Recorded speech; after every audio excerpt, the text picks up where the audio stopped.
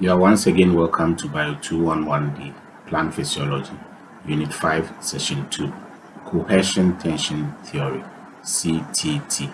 And by the end of this session, students should be able to explain short distance and long distance transport in plants, explain the cohesion tension theory, describe how the theory works, state some theories against the cohesion tension theory, and explain the forces that support the ascent of sap by the cohesion tension theory.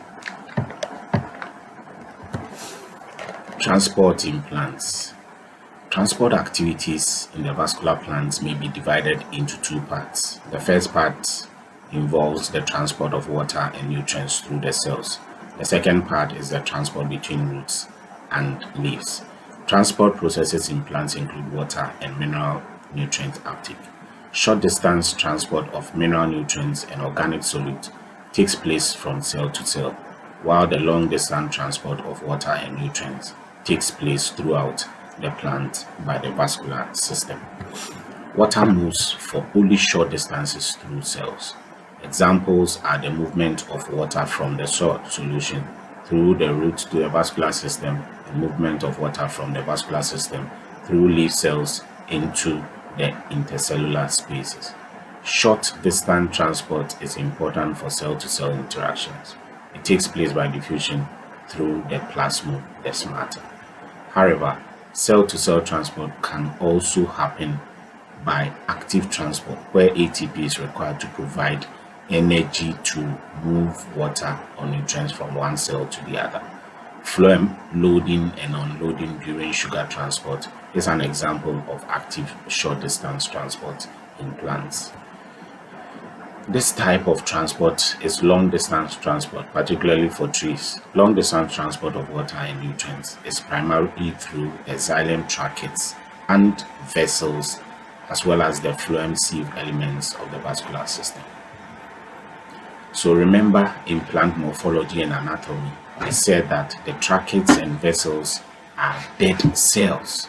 These tracheids and vessels can therefore be imagined as a series of water-filled tubes. So in herbaceous plants, such as young tomato or bean seedlings, the distance of water and mineral movement through the xylem may just be a few centimeters, whereas in trees, the water may move through the same system for more than 100 meters, as in some forest trees. So a typical example of what we have just discussed is as thoroughly displayed. We have transpiration, and in transpiration we have the xylem, sap, mesophyll cell, stoma, water molecule, as well as the atmosphere. Then in cohesion and adhesion in the xylem, the adhesion occurs through the cohesion by hydrogen bonding. Then water uptake from the soil, we have the water molecule, we have root hair, soil particle, and we have water. And this is duly displayed in your diagram, where we have the three nutrients in plants.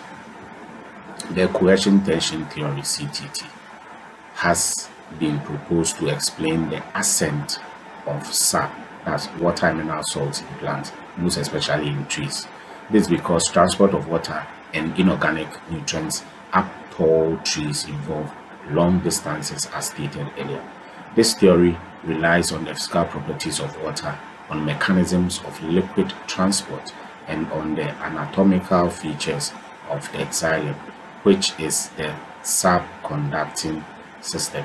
Many scientists from all over the world contributed to the cohesion tension theory. That is, the theory represents the work of several scientists from around the world over the course of a century. However, the scope of this session does not include the various experiments conducted in support of the cohesion tension theory. There are some controversies about the theory, and some unsolved questions remain. However, the CTT is a very well-founded explanation of ascent of sap in plants. It has been proved to work by a large number of experiments. So theoretically, the pressure gradients needed to move water through the xylem could result from the generation of positive pressures at the base of the plant or negative pressures at the top of the plant. As stated earlier in Unit 3, roots can develop positive hydrostatic pressure, referred to as root pressure. However, root pressure, about 0.1 molar pascal, disappears when the transpiration rate is high. Hence, it is insufficient to move water up to the shoot of tall trees. In place of root pressure, the water at the top of a tree develops a large negative hydrostatic pressure. The negative hydrostatic pressure, which is tension, then pulls water through the xylem. This mechanism was first proposed towards the end of the 19th century. It's referred to as the coercion tension hypothesis of the ascent of sap because it requires the coercive properties of water to sustain the large tensions in the xylem water columns. So the working of the theory can be summarized in 8 statements. 1. Water within the whole plant forms a continuous network of liquid columns from the absorbing surfaces of water to the evaporating surfaces mainly, but not exclusively within the leaves. Water columns within tracheids and vessels, which are the conducting elements, extend over 99% of the whole water pathway or vascular pathway in a plant. The remaining 1% is constituted by the wall and cytoplasm of living cells, primarily found at the beginning and at the end of the pathway in root and leaf parenchyma. This vascular pathway has hydraulic continuity or continuum from the root to topsoil interface to the different parts and organs of the plant. The primary function of this hydraulic continuity is to transfer rapidly the variations of tensions or pressure throughout the plant. Hydraulic continuity is highly dependent on the tensile strength of water, that is, the extent to which the water column can be stretched or is stretchable. 3. The driving force for water movement in the system is generated by surface tension at the evaporating surfaces, mainly the leaf surfaces. The evaporating surface is at the wall of the leaf cells where evaporation takes place. Unlike a large flat surface of evaporating water, such as in a basin or lake, these surfaces are a porous medium. As a result, evaporation generates a curvature in the water menisci within the pores of the cell wall lined by cellulose microfibrils. 4. The radius of curvature of these menisci is sufficiently small as to be able to support water columns as long as 100 meters, approximate size of the highest existing trees. Indeed, Zimmermann in 1983 reported that a radius of 0.12 micrometer could support a column of 120 meters, which supports the theory. 5. Because of surface tension and a small radius of curvature of the menisci at the evaporative surfaces, evaporation lowers the water potential of the adjacent regions, including the xylem elements. This change is instantaneously transmitted throughout the whole plant.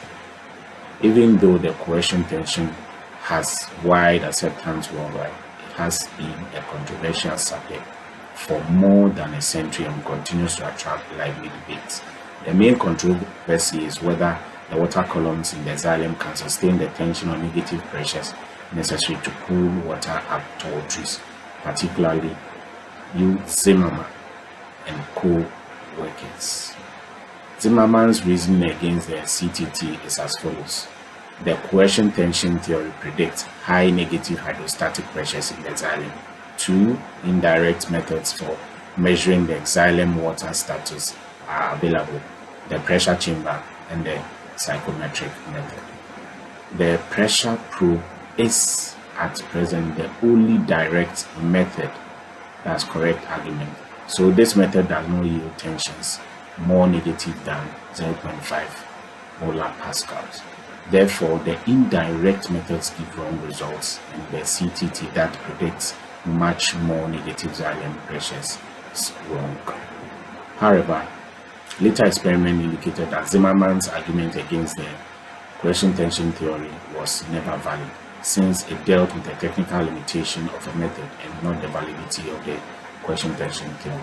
Other arguments against the coercion tension have been raised by M.J. Carney and co-workers, referred to as the compensating pressure theory. However, their arguments, just as those of Zimmerman and co-workers, could not stand the test of time. So in review, the coercion tension theory seeks to explain the movement of water up tall trees. The root pressure developed in roots due to the active uptake of salts moves up water only to about a meter high. The coercion tension, relying on the large negative hydrostatic pressure developed in the leaves, pulls up water beyond the level the root pressure